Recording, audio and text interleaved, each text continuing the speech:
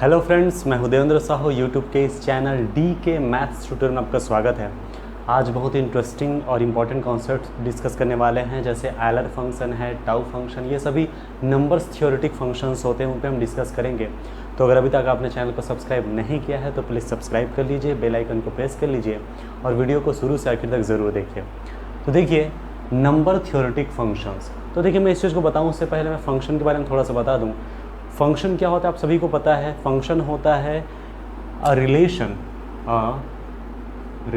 From f from a to b, a relation f a and b are two non-empty sets, then a relation f from a to b is said to be function if every element of a has unique image in b। a के जितने भी element है b में unique image रखना चाहिए। Okay, that is आप देख सकते हो ये a है और ये आपका b है, तो ए के अंदर जितने भी एलिमेंट है सबका इमेज जो है बी में यूनिक होना चाहिए। क्लियर हुआ बात। तो ए के जितने भी एलिमेंट छूटने वाले नहीं है, ये खास बात है। ए को डोमेन बोलते हैं, बी को रेंज बोला, बी को जो है कोडोमेन कहा जाता है, और जो सेट ऑफ इमेजेस होते हैं उसको रेंज कहते हैं। तो ये बेसिक कॉन्सेप्ट है, आपको पता होना चाहिए। आई होप आपको ये क्लियर हुआ होगा। और फंक्शन के बारे में मैं और डिटेल नहीं जाऊँगा, इस पर मैं I have already uploaded video about functions. तो अगर आपको इसको क्लियर करना है तो मैं डिस्क्रिप्शन बॉक्स में नीचे आप देख लीजिएगा, मैं उसमें लिंक डाल दिया हूँ, उसमें आप क्लिक करके आप डिटेल में जो वीडियो लेक्चर है फंक्शन का वो देख सकते हैं। पूरा उनके टाइप्स, एग्जांपल्स और उन काउंटिंग ऑफ फंक्शंस ये सब मैं दे दिया हूँ। ठीक है, तो जो हमारा जो मेन टॉपिक है वो ये है नंबर थ्योरेटिक फंक्शंस। तो नंबर थ्योरेटिक फंक्शंस, यहाँ पर there are 3 types of number theoretic functions. Euler's phi function या simply phi function, tau function, sigma function, ये तीनों बहुत ही इंपॉर्टेंट रोल प्ले करते हैं ग्रुप थ्योरी में। ओके, और यहाँ तक कि रिंग थ्योरी में भी, स्पेशली अगर मैं कहूँ तो फाई फंक्शन जो है। ठीक है, तो सबसे पहला हमारा जो है आज हम इन दोनों पे डिस्कस करेंगे। तो फर्स्ट है आयलर्स फाई फंक्शन या फिर आयलर फंक्शन या फिर फाई फंक्शन। डेफिनेशन देखिए, नंबर थ्योरेटिक इसलिए कहा जाता है क्योंकि ये जो है इनका डोमेन भी नेचुरल नंबर्स का सेट होता है, कोडोमेन भी नेचुरल नंबर्स का सेट होता है, और ये जो मैप करता है वो भी नंबर्स पर मैप होता है, मतलब नंबर्स के फॉर्मेट में होता है। डेफिनेशन देखिए, Euler's phi function is a function from z plus to z plus, that is phi from z plus to z plus, and defined as phi of n equals to number of positive integers या फिर number of natural numbers which are less than or equal to n and co-prime या फिर relatively prime to n। ठीक है, z plus के जगह में set of natural number capital n भी आप यूज़ कर सकते हो, ये आपके ऊपर डिपेंड करता है। ठीक है, तो क्या है, phi from z plus to z plus के रूप में डिफाइन होता है आयलर फंक्शन, और स्पेशली किस तरह से, phi of n equal to number of positive integers which are less than or equal to n and coprime to n। मतलब कि आप जो भी एलिमेंट उठाएंगे यहाँ से वो एक नेचुरल नंबर होगा, ऑब्वियस है, उनका फाई इमेज क्या होगा, उस नंबर के या तो इक्वल या तो उससे छोटा, यानी less than or equal to, एक है ना, इससे less than or equal to n जो भी आप नंबर लेंगे या फिर वही होगा या उससे छोटा जो है उनके number of integers which are less than or equal to. ऐसे इंटीजर्स को आपको लेना है, नंबर ऑफ इंटीजर्स, ऐसे इंटीजर्स की संख्या विच आर जो कि क्या होते हैं, less than or equal to n, जो कि n के इक्वल होगा या उससे छोटा होगा, और सबसे खास बात है वो क्या होगा, n से रिलेटिवली प्राइम। रिलेटिवली प्राइम होने का मतलब होता है जीसीडी क्या होगी, 1 होगी। ठीक है, तो ये लाइन में अगर कन्फ्यूज़न हो रहा है तो एग्जाम्पल से पूरी तरह से क्लियर हो जाएगा, तो बिल्कुल आप घबराइए मत। जैसे कि मैंने लिया 1, अब इस 1 पर आप सोचिए फाई ऑफ 1 क्या होगा। According to the definition, number of positive integers which are less than or equal to n, मतलब यहाँ पर 1 है, तो नंबर ऑफ पॉजिटिव इंटीजर जो कि 1 के इक्वल या 1 से छोटा है, 1 से छोटा तो कोई पॉजिटिव इंटीजर होता ही नहीं है, मतलब 1 ही लेना पड़ेगा। ठीक है, and coprime to n। ठीक है, तो आप देख सकते हैं जीसीडी ऑफ, को प्राइम का मतलब है जिनकी जीसीडी 1 होती है। ठीक, तो मैंने ये जो 1 है वो ये है, और ऐसा कौन सा संख्या है जो इस 1 के साथ जीसीडी 1 देता है, 1 है, जो कि इसके इक्वल है, तो एक ही है मात्र यहाँ पर, इसलिए 1। ठीक, तो कितने ठो है, नंबर को देखना है ना अपने को। ठीक है, इसमें भी अगर क्लियर नहीं है तो एक और एग्जांपल ले रहा हूँ, फाई ऑफ 2 देखिए, तो जीसीडी ऑफ 1 2 होता है 1, जीसीडी ऑफ 2 2 अगर लूँ तो ये तो हो जाएगा 2। इसका मतलब केवल एक ही संख्या ऐसा है जो कि 1 है, ठीक है ना, जो कि 2 से छोटा है, और सबसे खास बात दोनों की जीसीडी कितनी है, 1 है, मतलब एक ही संख्या है। क्लियर, और क्लियर करता हूँ मैं, क्लियर करते ही जाऊँगा क्योंकि जब तक आपको क्लियर ना हो जाए। देखिए फाई ऑफ 3, अब क्या होगा, number of positive integers which are less than or equal to 3 and coprime to 3। Coprime to 3 का मतलब 3 के साथ ऐसे नंबर्स को लीजिए जो 3 या जो 3 है या 3 से छोटे ऐसे नंबर्स को लीजिए जो 3 के साथ ही जीसीडी 1 देता है। तो देखिए 5 जीसीडी ऑफ 1 3 क्या होता है 1। ओके, तो एक संख्या 1 हो गया। सेकंड अगर मैं 2 लूँ तो भी जीसीडी क्या होता है 1। ओके, एक हो गया 1, एक हो गया 2। अब मैं 3 लूँ तो नहीं हो रहा है। ठीक, जीसीडी अगर मैं 3 लेता हूँ तो जीसीडी 3 हो जाएगा ना, इसका मतलब केवल 2 ही संख्या है। तो टोटल कितने संख्या, 2 संख्या, 2। क्लियर हो रहा है। तो ये बातें जितनी बार आप रिवाइज करेंगे उतने बार क्लियर हो गए। एक और ले लेता हूँ ताकि बातें पूरा क्लियर हो। जैसे कि मैंने लिया 5 ऑफ 4। अब 4 के साथ 4 से छोटा या 4 को ही आप ले सकते हो, ऐसे नंबर्स को लेना है जिनकी जीसीडी 4 के साथ 1 होती है। अब देखिए 1 और 4 की जीसीडी, तो 4 से छोटा, ये पहले मैंने 1 उठाया तो 4 और 1 की जीसीडी 1 हुई, यस, तो 1 को ले सकते हैं। अगर 2 लूँ तो जीसीडी 2 हो जाएगी, नहीं ले सकते। 3 लूँ तो जीसीडी 1 होगा, यानी 3 को भी ले सकते हैं। 4 लूँ तो जीसीडी 4 हो जाएगी, नहीं ले सकते। यहाँ 1 और 3 दो ठो है जिसे मैं ले सकता हूँ, तो यहाँ पर होगा 2।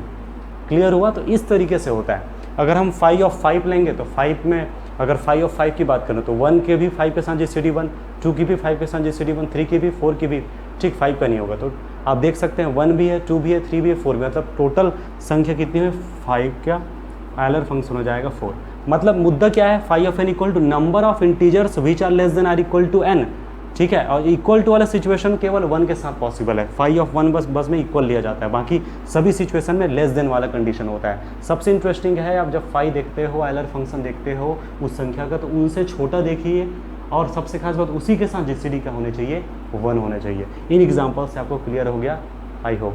अच्छा, अब बात आती है जैसे मुझे फाई ऑफ 100 निकालना है, फाई ऑफ 1000 निकालना है, फाई ऑफ 2000, ऐसे बहुत बड़े बड़े जो क्वांटिटीज़ हैं उनका मुझे क्या निकालना है, एलर फंक्शन निकालना है। तो क्या मैं ऐसे ही करता बैठा रहूँगा, ये तो बड़ी दिक्कत हो जाएगा। तो एलर ने क्या किया, एक फार्मूला डेवलप किया जिसे एलर फार्मूला भी कहते हैं अपन। वहाँ से आप डायरेक्टली आप बता सकते हो कि फाई कैसे निकलता है। तो वो देख लीजिए, properties. First, if n equals to p to the power a, k to the power b, r to the power c and so on, where p q r are prime numbers and power में जो है a b c and so on are positive integers, then phi of n equals to n into 1 minus 1 by p, 1 minus 1 by q, 1 minus 1 by r and so on. ये है मैं जो अभी just कहा एलर formula, वो ये है। तो है क्या ये चीज़, मतलब कि जो आप बड़े बड़े राशि जो के लिए आप एलर फंक्शन लगाना चाहते हो तो सबसे बेस्ट यही होता है, इसी के थ्रू ही निकाला जाता है इन एग्जामिनेशन भी, क्योंकि ये फास्ट आपको आंसर देगा। जैसे आपको निकालना है फाई ऑफ 1, तो ये तो डायरेक्ट 1 आ गया, क्योंकि 1 को और क्या तोड़ोगे, ये क्या चीज़ है, प्राइम फैक्टर है। मैं पहले बता दूं P Q R prime numbers हैं पावर में, ये सब प्राइम फैक्टर कहलाता है। मैं फैक्टर करके बताऊंगा भी। तो 1 का फैक्टर तो 1 ही होता है, तो directly phi of 1 equals to, according to the definition 1 into क्या होगा, अब इधर कुछ है ही नहीं, प्राइम नंबर्स कहाँ है इसमें, तो जो का तो फाई ऑफ 1 इक्वल टू 1। अगर फाई ऑफ 2 की बात करें, अब ये है चूँकि 2 को मैं क्या लिख सकता हूँ, 2 बस लिख सकता हूँ, 2 पावर 1, और ज़्यादा अगर लिखना है तो क्या हुआ यहाँ पर, पहले तो ये 2 जो करते हो n ये हो गया इंटू 1 माइनस 1 बाई पी, तो 1 बाई क्या है 2, तो ये हो गया 2 इंटू हाफ, कितना मिला 1। ये होता तरीका। इसी तरह से अगर फाई ऑफ 3 की बात करें तो ये हो जाएगा, आप इसको ऑब्जर्व कीजिए, 3 इंटू 1 माइनस, चूँकि 3 को क्या लिख सकते हैं 3 टू दी पावर 1, तो 1 माइनस 1 बाई 3, तो ये हो जाएगा 3 इंटू 2 बाई 3, तो क्या आया 2। फाई ऑफ 4 को क्या लिख सकते हो 2 स्क्वायर, तो ये हो जाएगा 4 इंटू 1 माइनस 1 बाई 2, ये हो जाएगा 4 इंटू 1 बाई 2। इसी तरीके से आप निकाल सकते हो, बड़े बड़े क्वांटिटी का निकाल सकते हो। जैसे कि फाई ऑफ मुझे निकालना है 10 का निकालना है, तो 10 मीन्स क्या हुआ, 10 मीन्स हुआ 2 इंटू 5, तो क्या हो जाएगा 10 into 1 minus 1 by 2, 1 minus 1 by 5, 10 into 1 by 2, 4 by 5, कितना मिला ये 4। इसी तरीके से आप बड़े बड़े क्वांटिटीज़ का निकाल सकते हो, फार्मूला आपको पता है तो क्लियर। तो phi of n equals to prime factor कर लीजिए, फिर हो जाएगा n into 1 minus 1 by p, 1 minus 1 by q, 1 minus 1 by and so on, done.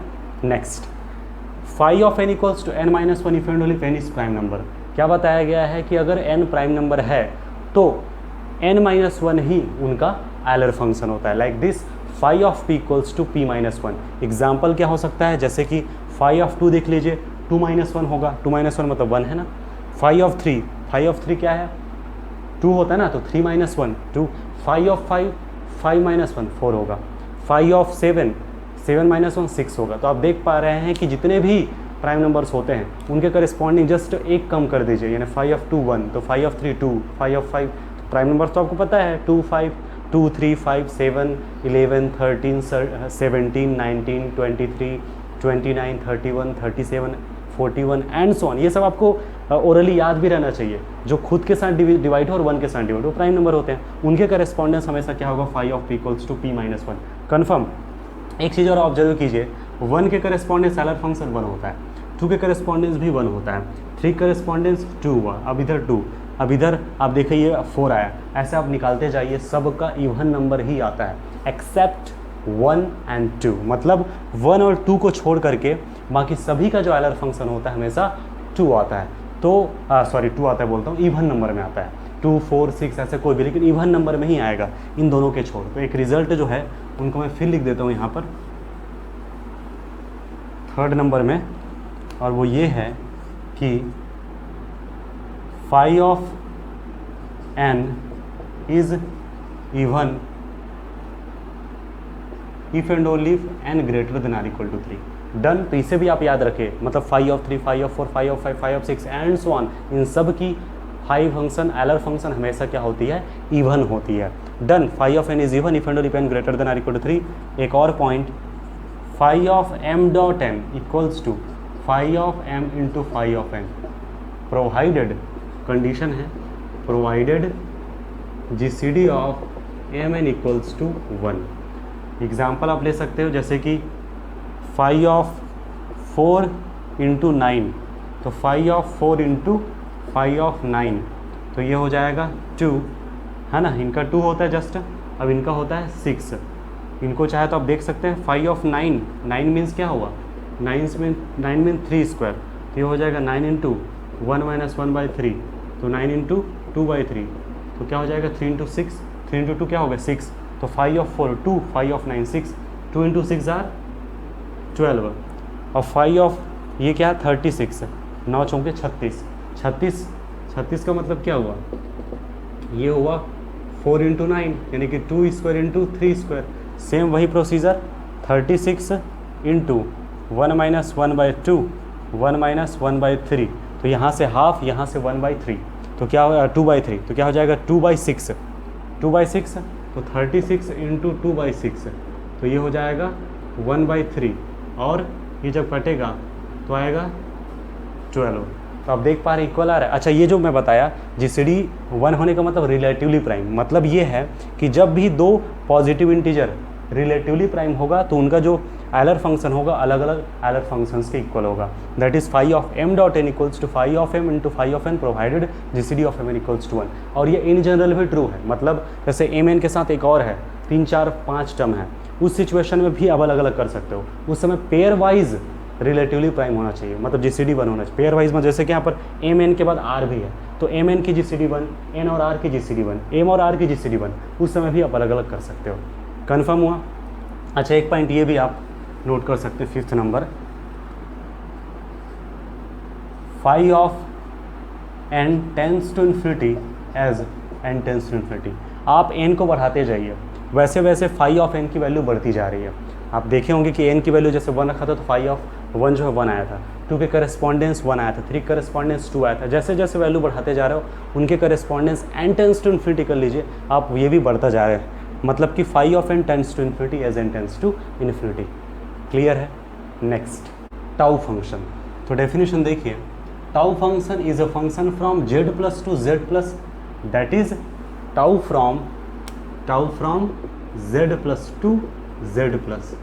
ठीक है, इस फॉर्मेट में डिफाइन होता है। z प्लस के स्थान पे आप सेट ऑफ नेचुरल नंबर भी आप ले सकते हैं इसकी जगह में। ठीक है, और डिफाइन कैसे होता है, tau of n equal to number of positive divisors of n।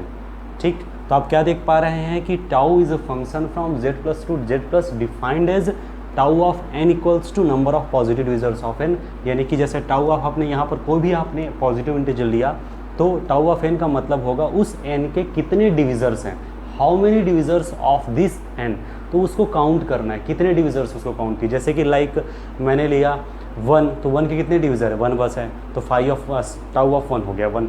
2, तो 2 के कितने डिविज़र्स है, एक 1 है और एक 2 है, ठीक है ना। जैसे मैं लूँ अगर 4, तो 4 के डिविज़र्स 1 भी है, 2 भी है, 4 भी है, तो नंबर ऑफ टोटल डिविज़र्स कितने हुए, 3 हुए। तो यही उनके टाउ फंक्शंस कहलाते हैं। जैसे कि मैं 10 लूँ तो 1 2 5 10 कितने 4, तो ये हुए आपके नंबर ऑफ डिविज़र्स।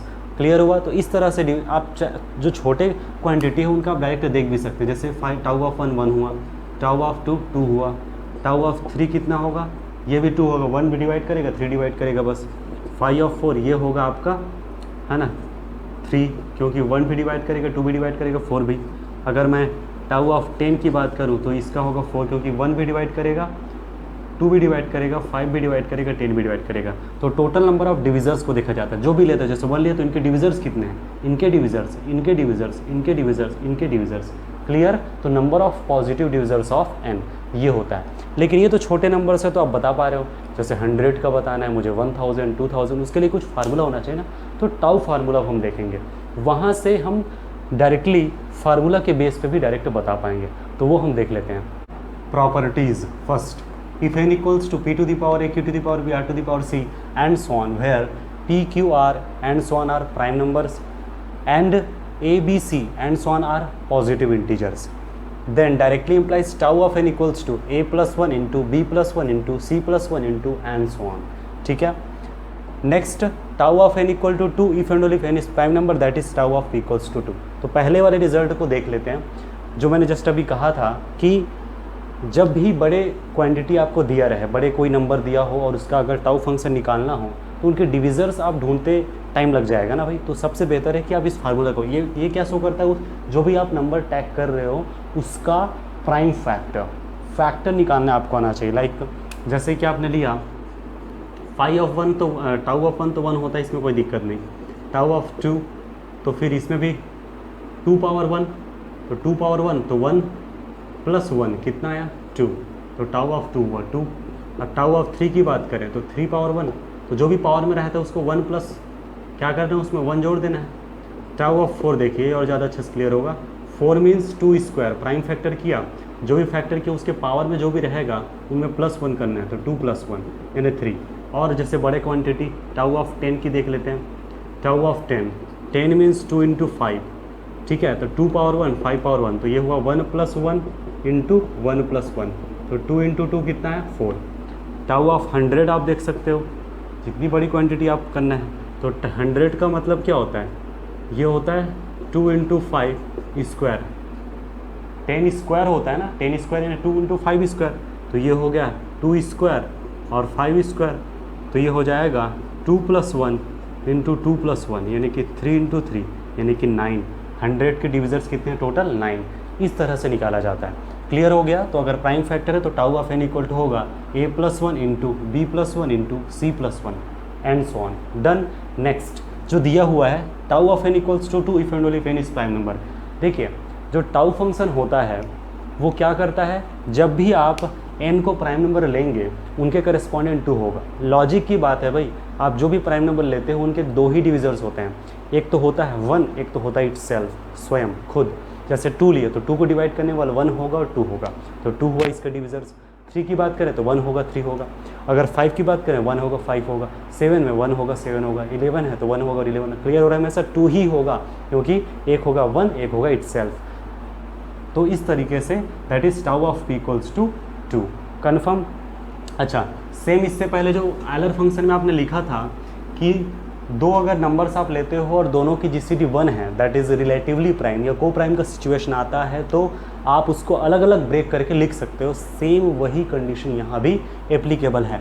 तो आप क्या कर सकते हो, जैसे tau of m dot n की मैं बात कर रहा हूँ, tau of m into tau of n provided GCD of m n equals to 1, यानी कि m और n अगर दोनों रिलेटिवली प्राइम है तो आप अलग अलग ब्रेक कर सकते हो। एग्जाम्पल जैसे कि टाउ ऑफ 4 इंटू 9, इसको लिख सकते हो tau of 4 into tau of 9। ठीक है, चाहे इसको सॉल्व करके देख लीजिए, ये होता है टाउ ऑफ 36। अब 36 को जब सॉल्व करेंगे तो टाउ ऑफ होगा 36 को ब्रेक करेंगे तो क्या आएगा 4 इंटू 9, 2 स्क्वायर इंटू 3 स्क्वायर, यानी कि 2 प्लस 1 2 प्लस 1 2 प्लस 1 2 + 1 यानी कि ये क्या हो जाएगा 3 × 3 यानी कि 9, टोटल इसका होगा 9। यहाँ से देख लीजिए, अगर इसको सॉल्व करेंगे तो आता है टाउ ऑफ 4 कितना आता है, 4 का अभी जस्ट देखें 2² कितना आया था 3, अब इनका कितना आता है टाउ ऑफ 3 के 9 का क्या होता है 9 हो जाएगा 3², 2 + 1 इसका भी हो गया 3, तो 3 × 3 कितना होगा 9, इक्वल हुआ कि नहीं हुआ। तो ये होता है, हमेशा ध्यान रखिए कि tau of m.n equal to tau of n tau of n provided m and n GCD will be 1। अच्छा, ये जो m और n बस 2 के लिए था, अब बढ़ाओ अगर m n r 3 अलग अलग के लिए करना है तो m n r, तो m और n की GCD 1, n और r की GCD 1, m और n और r की भी GCD 1, pair wise relatively prime होना चाहिए। तो फिर आप अलग अलग ब्रेक करके वहाँ भी फार्मूलों को अप्लाई कर सकते हो। क्लियर हुआ। अच्छा, एक चीज़ और, ये जो वैल्यू है टाउ फंक्शन, आप जैसे जैसे n की वैल्यू बढ़ाते जा रहे हो टाउ फंक्शन भी बढ़ता जा रहा है। दैट इज़ ये भी सेम वही होता है जो वहाँ हुआ था, मतलब आयलर फंक्शन में जो हुआ था, tau of n tends to infinity as n tends to infinity. Clear है, टाउ ऑफ n जो इन्फिनिटी अप्रोच होता है as n tends to infinity. Confirm. तो ये हुआ इनका कंप्लीट कॉन्सेप्ट। अब एक और थ्योरम है ना, आयलर थ्योरम, वो हम देख लेते हैं और उनके साथ हम लेक्चर को कंप्लीट करेंगे। एक थ्योरम देखेंगे और आज का जो लेक्चर है वहीं पे समाप्त होगा। थ्योरम है आयलर्स थ्योरम। स्टेटमेंट को मैंने शॉर्ट वे में लिखा है, उसको आप देखिए। Euler's theorem, let a belongs to z and n belongs to z plus such that GCD of an equals to 1 then directly implies a to the power phi of n Euler function of n congruent to 1 modulo n। ठीक है, GCD of an equals to 1 means relatively prime हो रहा है, a और n जो है। एक integer लीजिए, चाहे पॉजिटिव हो चाहे निगेटिव हो, और एक पॉजिटिव इंटीजर लीजिए। ऐसे लेना है कि दोनों का GCD 1 होना चाहिए, फिर डायरेक्टली इंप्लाई कर जाता है a to the power phi of n congruent to 1 modulo n। कोई भी एग्जांपल आप ले सकते हो। अब चूंकि a इंटीजर है तो कोई भी इंटीजर हो सकता है, जैसे कि आप ले लीजिए 4 ही ले लेते हैं, और n को मैंने ले लिया, इसको ले लेते हैं आप, इसको भी 4 ले लेते हैं, इसको -4 ले लेते हैं, क्योंकि कोई भी इंटीजर है ना, -4 ले लिया। और अच्छा, कोई भी का मतलब GCD 1 होना चाहिए ना, इसको 9 ले लेते हैं, सबसे बेटर है ताकि क्लियर हो। तो इसको मैंने ले लिया -4, इसको ले लिया 9, दोनों की GCD देख सकते हैं। GCD ऑफ -4 और 9 क्या होती है 1, तो -4 और 9 ले सकते हो, या तो 4 और 9 बस ले सकते हो। ओके, समझने के लिए बस a टू दी पावर, और phi ऑफ 9 कितना होगा, phi ऑफ 3², तो 9 × 1 - 1/3, 9 × 2/3 यानी कि 6। डन। तो देख सकते हैं कि a मीन्स हुआ -4 to the power phi of 9 congruence to 1 modulo n means 9। ये पक्का है, कंफर्म है, चाहे तो कंफर्म कर लो। -4 to the power 6 congruence, sorry हाँ 6 ही होगा, कॉन्ग्रुएंस टू 1 मॉड्यूलो, ये क्या हो जाएगा 9। ठीक है, और आप -4 के पावर 6 को तोड़िए, तोड़ने के बाद जो भी आएगा 9 से डिवाइड कीजिए, 1 ही आएगा। कन्फर्म। आप बोलेंगे बहुत लंबा ले रहे हैं, कैसे मैं करूं, तो ठीक है हम छोटे करके आपको क्लियर कर देते हैं। -2 ले लेते हैं, -2 तभी तो GCD 1 होगा। तो यहाँ पर -2 के पावर 6 अब तो कर सकते हैं, तो -2 के पावर 6 करेंगे तो आता है 64, कर लीजिए 64 आएगा। और 64 को जब 9 से डिवाइड करेंगे तो क्या आता है 9 × 7 = 63, मतलब 63, तो कितना आ जाएगा, रिमाइंडर 1 बचा ना, या फिर 20 - 10 64 - 1, 9 डिवाइड 64 - 1। क्लियर हुआ। तो इस तरह से आप कोई भी एग्जांपल ऐसे लेना है कि ये इंटीजर हो, ये पॉजिटिव हो, दोनों का GCD 1 हो, फिर ये a to the power phi of n congruence to 1 modulo n। Done. तो आई होप आज का जो लेक्चर है आपको क्लियर हुआ होगा। पसंद आया तो लाइक कीजिए, अपने फ्रेंड्स को शेयर कीजिए, और अगर अभी तक आपने चैनल को सब्सक्राइब नहीं किया तो प्लीज़ सब्सक्राइब कर लीजिए। तो आज के लिए इतना ही। Thank you so much.